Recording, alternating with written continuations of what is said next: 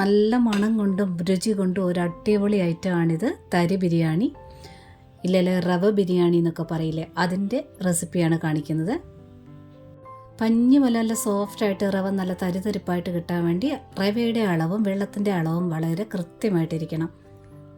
അതെല്ലാം കൃത്യമായിട്ട് ഞാനിവിടെ കാണിക്കുന്നുണ്ട്.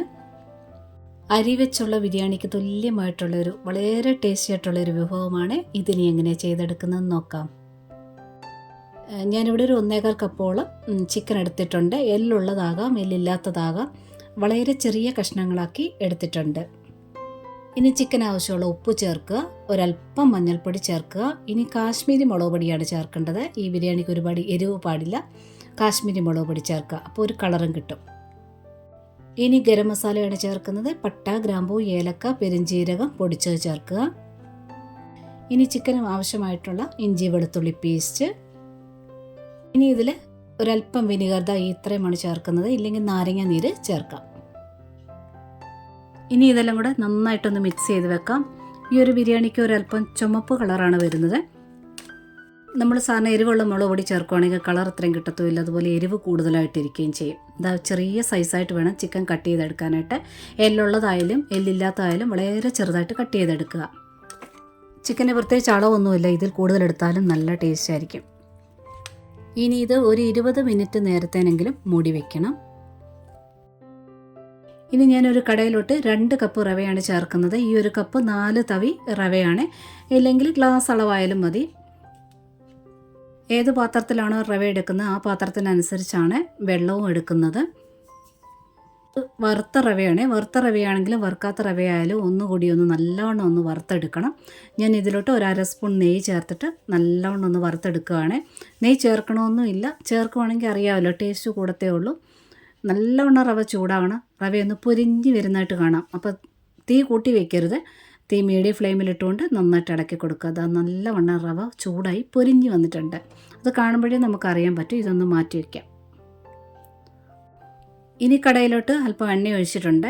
ഇനി സവാള ഇതിനകത്തൊന്ന് വറുത്തെടുക്കണം. നമ്മൾ ബിരിയാണിക്കൊക്കെ അരിഞ്ഞെടുക്കുന്ന പോലെ കനം കുറഞ്ഞ് നീളത്തിൽ അരിഞ്ഞെടുത്തിട്ടുണ്ട്. ബിരിയാണിക്ക് എടുക്കുന്ന പോലെ തന്നെ ബ്രൗണാക്കി, കരിയാതെ ബ്രൗണാക്കി ഒന്ന് വറുത്തെടുക്കണം. ഇതിൽ ഞാൻ ഉപ്പ് ചേർക്കുന്നില്ല. ഉപ്പ് ചേർത്താൽ പെട്ടെന്ന് അങ്ങ് കരിഞ്ഞു പോകും. അതായത് അവിടെ ഇവിടെയായിട്ടൊക്കെ അങ്ങ് പെട്ടെന്ന് അങ്ങ് കരിഞ്ഞു പോകും. ഒരുപോലെ കിട്ടണം. നന്നായിട്ട് ഇളക്കി കൊടുക്കുക. പാകത്തിന് വറുത്തെടുത്തിട്ടുണ്ട്. ഇത് മാറ്റി വയ്ക്കുക. ഇനി അതേ എണ്ണയിൽ തന്നെ നമുക്കിഷ്ടമുള്ള അളവിൽ കശുവണ്ടിയും കുറച്ച് ഉണക്കമുന്തിരി എടുത്തിട്ടുണ്ട്. കറുപ്പ് മുന്തിരിയായാലും കുഴപ്പമൊന്നുമില്ല. ബിരിയാണിക്കൊക്കെ ചെയ്യുന്ന പോലെ തന്നെ അതുകൂടൊന്ന് വറുത്ത് മാറ്റി വയ്ക്കാം. ഇനി അതിൻ്റെ ബാക്കി എണ്ണയ്ക്കകത്ത് ഒരല്പം എണ്ണയും കൂടി ഒഴിച്ചിട്ടുണ്ട്. ഇനി ചിക്കൻ ഒന്ന് വറുത്തെടുക്കണം. എണ്ണ നന്നായിട്ട് ചൂടായതിന് ശേഷം വേണം ചിക്കൻ പെറുക്കിയിടാനായിട്ട്. ആദ്യത്തെ ഒരു 20-30 സെക്കൻഡ് നേരത്തിന് തീ കുറയ്ക്കാതെ തന്നെ അങ്ങനെ അനക്കാതെ ഇടുക. അതിനുശേഷം തീ അല്പം കുറച്ചിട്ട് തിരിച്ച് മറിച്ചിട്ട് ഫ്രൈ ചെയ്തെടുക്കുക.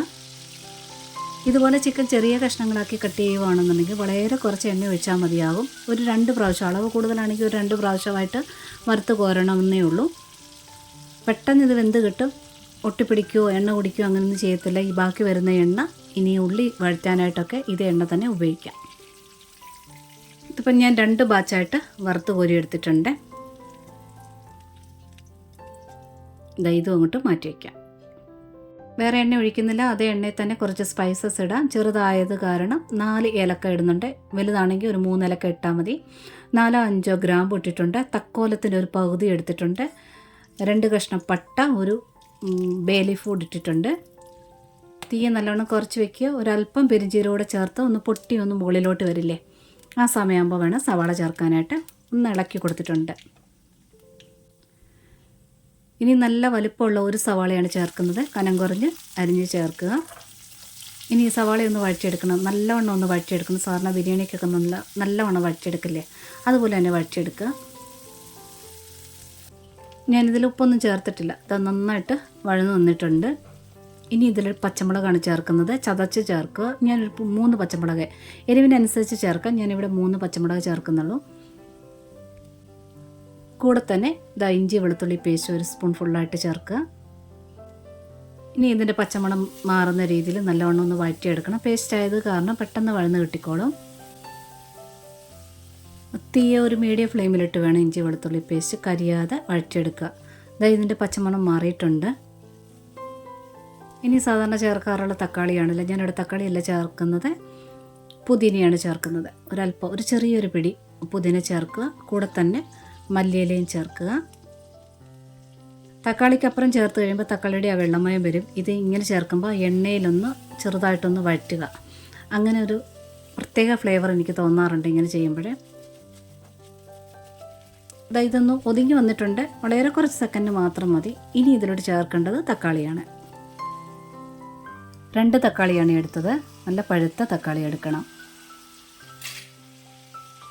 ഇനി തക്കാളി ഒന്ന് പെട്ടെന്ന് വഴന്ന് കിട്ടാനായിട്ട് അല്പം ഉപ്പൂടെ ചേർത്തിട്ടുണ്ട്. ഇനി ആ ഉപ്പൊക്കെ നല്ലതായിട്ട് എല്ലായിടത്തും ആവുന്ന രീതിയിൽ ഒന്ന് ഇളക്കി കൊടുത്തതിന് ശേഷം കുറഞ്ഞ തീയിട്ട് മൂടി വെച്ചാൽ മതി. പെട്ടെന്ന് തക്കാളി വഴന്ന് കിട്ടിക്കോളും. തീ കുറച്ചിടണേ. ഒരു 2 മിനിറ്റ് മതിയാവും. ഇതാ നല്ലവണ്ണം തക്കാളി വഴന്ന് വന്നിട്ടുണ്ട്. ഇത് നന്നായിട്ട് ഇത് ഉടഞ്ഞു വന്നിട്ടുണ്ട്.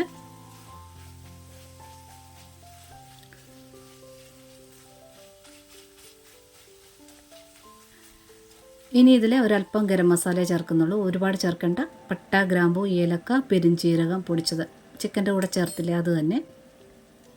ഇനി ഇതിൻ്റെ കൂടെ തന്നെ വറുത്ത് വെച്ചിരിക്കുന്ന ചിക്കനൂടെ ചേർത്ത് നന്നായിട്ടൊന്ന് ഇളക്കിയെടുക്കാം. ഇനി ആ പുതിനയുടെയും മല്ലിയിലയുടെയും ഈ ഗരം മസാലയുടെ ഒക്കെ ഫ്ലേവർ ഒന്നുകൂടി ഒന്നാകാൻ വേണ്ടി ചിക്കൻ നന്നായിട്ട് മിക്സ് ചെയ്തിട്ട് ചെറു തീയിലിട്ടൊന്ന് മൂടി വെക്കണം. ഒരു 2 മിനിറ്റ് മതിയാകും. നന്നായിട്ടൊന്ന് ചൂടായാൽ മതിയേ. തീ നന്നായിട്ട് കുറച്ച് വയ്ക്കുക. ഈ സമയത്തൊക്കെ നല്ലൊരു സ്മെല്ലാണ്. ഇനി ഒരു 2 മിനിറ്റ് മതിയാകും. നന്നായിട്ട് ചൂടായാൽ മതി.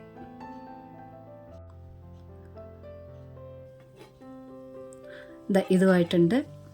ഇനി ഇതിലോട്ട് വറുത്ത് വെച്ചിരിക്കുന്ന റവ ചേർക്കാം.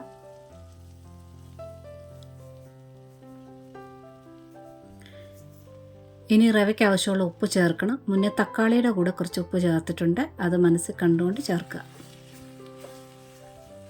റവ ഞാൻ ആദ്യമേ വറുത്ത് വെച്ചിരിക്കുന്ന കാരണം റവ നന്നായിട്ട് തണുത്തിട്ടുണ്ട്. റവ ഒന്ന് ചൂടാകാൻ വേണ്ടി നന്നായിട്ടൊന്ന് മിക്സ് ചെയ്ത് കൊടുത്ത് ഒന്ന് ചൂടാക്കി എടുക്കണം. ഈ സമയത്ത് നമ്മൾ മറ്റേ അടുപ്പിൽ നല്ലവണ്ണം വെള്ളം തിളപ്പിക്കാൻ വേണ്ടി വെക്കണം. തിളച്ച വെള്ളമാണ് ഒഴിക്കേണ്ടത്. റവ നന്നായിട്ടൊന്ന് ചൂടായതിന് ശേഷം ഒഴിക്കുകയാണെന്നുണ്ടെങ്കിൽ റവ നല്ല സോഫ്റ്റായിട്ട് പഞ്ഞി പോലെ കിട്ടും. നല്ല വെട്ടി തിളച്ചുകൊണ്ടിരിക്കുന്ന വെള്ളം വേണം ഒഴിക്കാനായിട്ട്. റവ നന്നായിട്ട് ചൂടായിട്ടുണ്ട്. ഞാനിവിടെ 2 കപ്പ് റവയാണ് എടുത്തിട്ടുള്ളത്. അതേ കപ്പിന് 2 കപ്പ് വെള്ളം വെട്ടി തിളപ്പിക്കാൻ വെച്ചിട്ടുണ്ട്. നിങ്ങൾ ഗ്ലാസ് ആണെങ്കിൽ അതേ ഗ്ലാസ്സിന് തന്നെ 2 ഗ്ലാസ് വെള്ളം എടുക്കുക.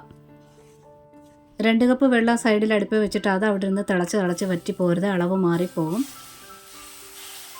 ശ്രദ്ധിച്ചേക്കണേ. അതേ കപ്പിന് തന്നെ ഞാൻ പെട്ടെന്ന് തന്നെ 2 കപ്പ് ഒഴിച്ചിട്ട് പെട്ടെന്ന് തന്നെ ഇളക്കിയെടുക്കണേ. ആ വെള്ളത്തിന് നനവ് പെട്ടെന്ന് തന്നെ എല്ലാ ഭാഗത്തും വരണം. പെട്ടെന്ന് തന്നെ അത് നല്ലവണ്ണം ഇളക്കി കൊടുക്കണേ. തീ ഒന്ന് കുറച്ച് വെച്ചുകൊണ്ട് ഇളക്കി കൊടുക്കുക.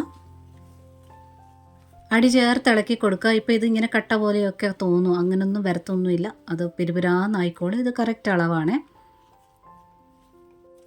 ഈ സമയത്ത് നല്ലൊരു സ്റ്റീൽ തവിയോ അല്ലെങ്കിൽ ചട്ടുകോ വെച്ച് നല്ല ഫാസ്റ്റായിട്ട് ഇളക്കിയെടുക്കണേ. തടി തവിയൊക്കെ നല്ലത് സ്റ്റീൽ തവിയാണ്.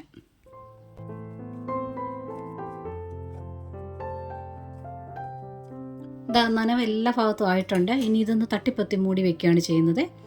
ഒരു 5 മിനിറ്റ് നേരത്തേന് കുറഞ്ഞ തീയിട്ടിട്ട് മൂടി വയ്ക്കുക. നന്നായിട്ടൊന്ന് ചൂടാവട്ടെ. ഇതൊരു 5 മിനിറ്റ് ആയിട്ടുണ്ട്. ഇനി വീണ്ടും ഇത് നല്ലവണ്ണം ഒന്ന് ഇളക്കിയെടുക്കണം. ഇതുപോലെ ചെറിയ കഷ്ണങ്ങളാക്കി ചിക്കൻ ചേർക്കുകയാണെങ്കിൽ നമ്മൾ ഓരോ സ്പൂൺ എടുക്കുന്ന സമയത്ത് ചിക്കനും അതിനകത്ത് വരുമല്ലോ. അപ്പോൾ കുട്ടികൾക്കൊക്കെ ഇത് കഴിക്കാനായിട്ട് കൂടുതൽ ഇൻട്രസ്റ്റ് ആവും.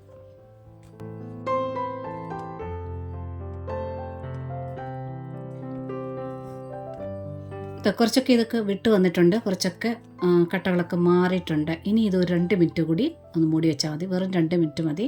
അതും കുറഞ്ഞ തീ തന്നെ. ഇനി വറുത്ത് വെച്ചിരിക്കുന്ന സാധനങ്ങളൊക്കെ ചേർക്കാനുണ്ട്. ഇനി ഒന്നുകൂടി ഒന്ന് ഇളക്കിയെടുക്കാമേ. നല്ല സോഫ്റ്റായിട്ട് പിരുവരാന്ന് വന്നിട്ടുണ്ട്. ഇളക്കും തോറും അതിങ്ങനെ വിട്ട് വരിക കട്ടയൊക്കെ. ഇതുപോലെ പിരുവരാന്ന് വന്നതിന് ശേഷം വേണം ബാക്കിയുള്ള ചേർക്കാനായിട്ട്. അതായത് കുറച്ച് മല്ലിയില ചേർക്കുക. പുതിന ഇവിടെ ചേർക്കണ്ട. ഇനി വറുത്ത് വെച്ചിരിക്കുന്ന ഐറ്റംസ് എല്ലാം ചേർക്കുക.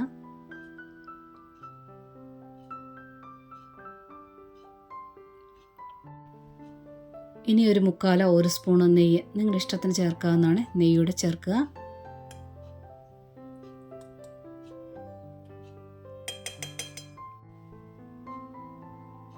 നന്നായിട്ട് മിക്സ് ചെയ്തെടുക്കണം.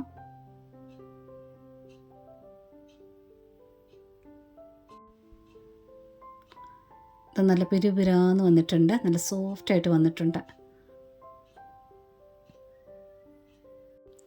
ഇപ്പം നല്ല തരി തരിയായിട്ട് വന്നിട്ടുണ്ട്. തരി ബിരിയാണി റെഡി ആയിട്ടുണ്ട്.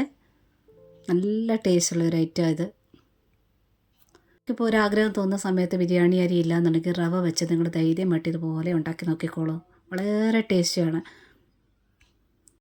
ട്രൈ ചെയ്ത് നോക്കുക. പിന്നെ ഈ റെസിപ്പി ഇഷ്ടപ്പെട്ടിട്ടുണ്ടെങ്കിൽ ആ ലൈക്ക് ബട്ടണിലൊന്ന് ടച്ച് ചെയ്തൊന്ന് സപ്പോർട്ട് ചെയ്യാൻ മറക്കരുത്. സബ്സ്ക്രൈബ് ചെയ്യാത്തവരുണ്ടെങ്കിൽ ഒന്ന് സബ്സ്ക്രൈബ് കൂടെ ചെയ്തേക്കണേ. ഒരുപാട് സ്നേഹത്തോടെ താങ്ക്സ് ഫോർ വാച്ചിങ്.